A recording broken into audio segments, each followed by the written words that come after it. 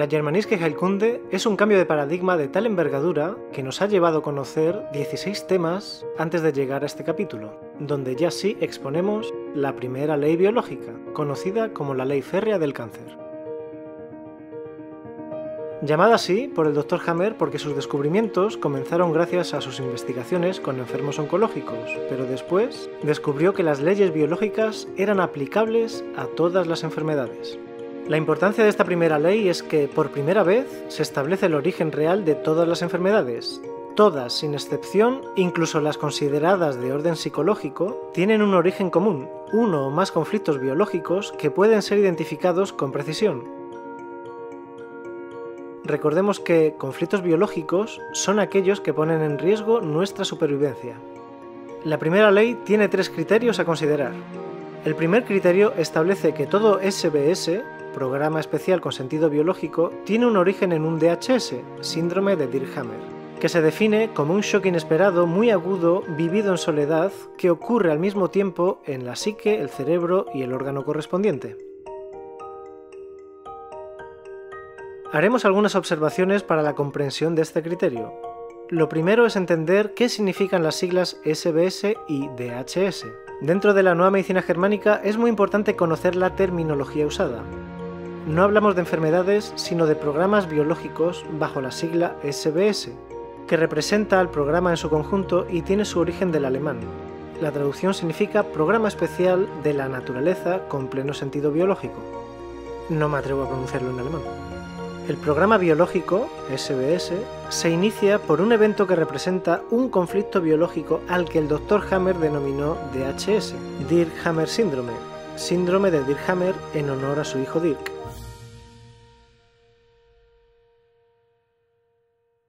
Este primer criterio nos explica que la situación vivida va a ser gestionada a nivel cerebral, pues el cerebro está a cargo de generar una respuesta para ayudar a solventar el shock.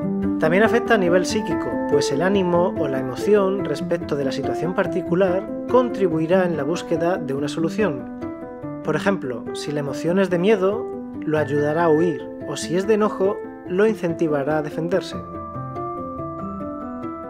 Por último, simultáneamente el DHS comandará al órgano que estará a cargo de manifestar esa respuesta concreta.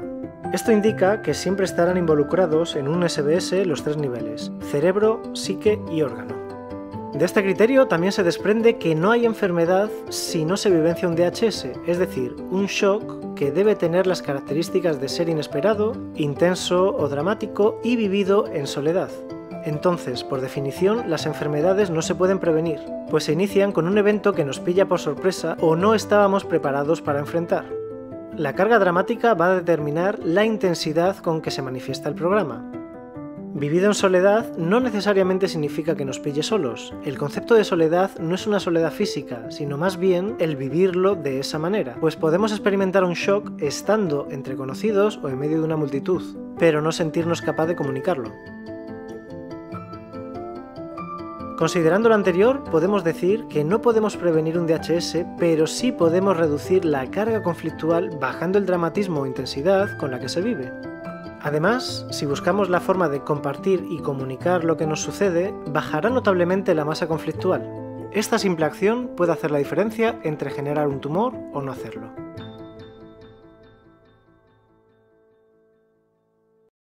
Segundo criterio.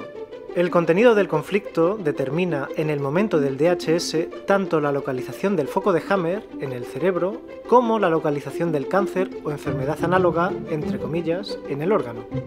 Con el segundo criterio seguimos confirmando que psique, cerebro y órgano reaccionan al unísono o, para ser más precisos, casi al unísono ante un DHS. Este casi lo matizamos, pues el cerebro es el que reacciona primero mandando la orden de activación del SBS a la cual psique y órgano responden. La diferencia es de una fracción de segundo, pero la implicación de tener un ordenador central que comanda es importante tenerla muy clara. En el cerebro, además, se suma uno de los mayores descubrimientos de la Germanische Heilkunde, la nueva medicina germánica, y que ayudan tanto a saber qué programas cursa la persona, como a validar de manera científica y precisa las 5 leyes biológicas. Los focos de Hammer. al principio llamado de modo ridiculizante por los adversarios del Dr. Hammer los extraños focos de Hammer, quedó finalmente con el nombre de focos de Hammer del alemán Harmesker Hertz, así sus siglas HH. Los focos de Hammer se pueden observar a través de una tomografía axial computerizada, una TAC, donde aparecen como configuraciones de anillos concéntricos, tanto a nivel cerebral como orgánico, y son evidencia de una mayor actividad cerebral que activa y mantiene en funcionamiento el SBS. Para que se entienda mejor, precisemos. Los focos de Hammer no están en el cerebro físicamente, son solo visibles a través de una TAC. En fase de conflicto activo, en el corte axial de una TAC, observamos conformaciones en forma de diana con cercos bien delimitados que los radiólogos llamaban equivocadamente artefactos, creyendo que eran fallas del aparato. En la fase de curación, PCL, se vuelven anillos edematosos hinchados que muchas veces son mal diagnosticados como tumores cerebrales. El Dr. Hammer también nos indica que el lugar donde se manifestará el foco de Hammer a nivel cerebral, lo que llamamos relé cerebral, está directamente relacionado con el tipo de conflicto y esta ubicación está predeterminada. Es decir, un conflicto de separación tendrá un foco de Hammer en un lugar distinto que un conflicto evocado. El primero impactará en la corteza y el segundo en el tronco encefálico.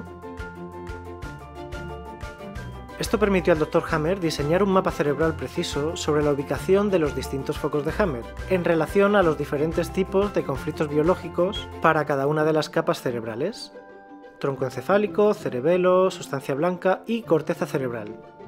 Como ya veremos en el tema sobre la tercera ley biológica, cada capa embrionaria, endodermo, mesodermo y ectodermo, también están en relación directa con las distintas partes del cerebro. La visualización de los focos de Hammer en las TAC es una herramienta que permite al terapeuta tener un diagnóstico objetivo respecto de la situación del paciente. El foco de Hammer, además de ser preciso en relación al contenido del conflicto y el órgano afectado, también sufre modificaciones observables según la evolución del programa biológico, teniendo una conformación diferente en las distintas etapas. Lo veremos en detalle cuando abordemos la segunda ley.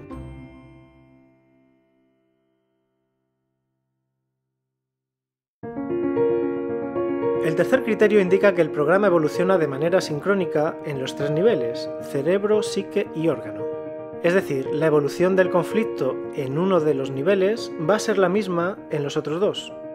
Esto significa que el nivel psíquico determina la evolución específica del foco de Hammer en el cerebro y una evolución específica del cáncer o enfermedad análoga en el órgano.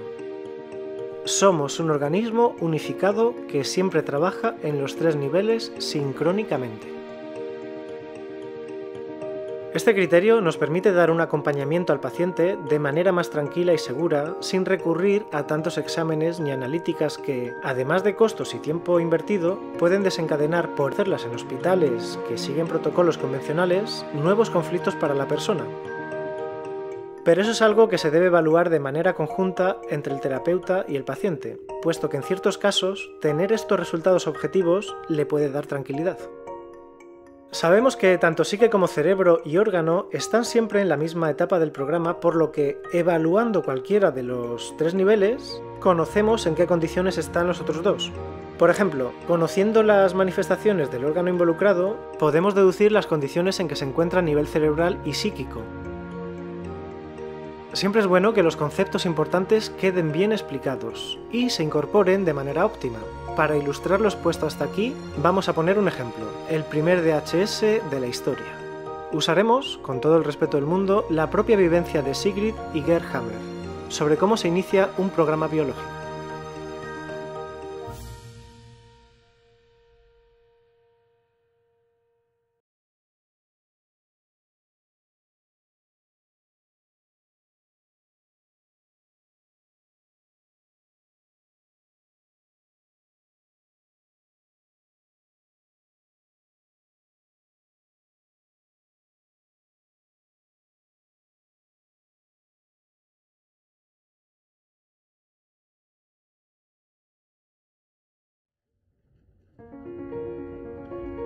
La muerte de su hijo Dirk desencadenó en Sigrid y Gerd Hammer un programa biológico para asegurar la supervivencia y el fortalecimiento del clan.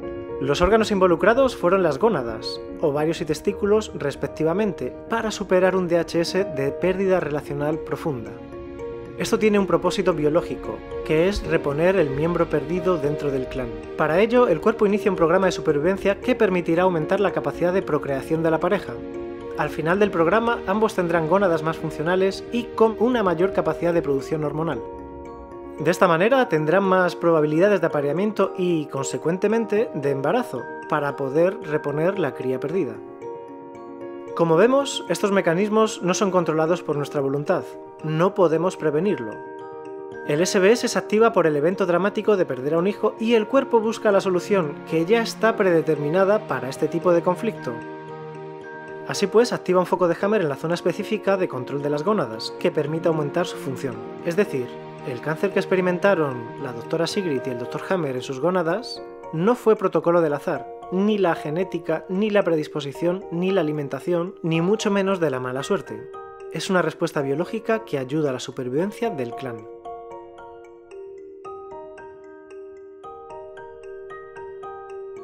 Gracias a esta primera ley biológica se acabó la incertidumbre. Ya no son necesarias las estadísticas ni las encuestas para saber por qué enfermamos. Por fin sabemos cuál es el origen real de todas las enfermedades. Un conflicto biológico que pone en riesgo nuestra supervivencia. Asimismo, ahora somos conocedores de que la sabiduría de nuestro cuerpo nos ayuda a solventarlo sincrónicamente como un todo, y que no debemos obstaculizar ese proceso, porque tiene un sentido que hasta ahora la medicina no había visto: mantener la vida. Pura biología, pura efectividad, sabiduría de la naturaleza en estado puro.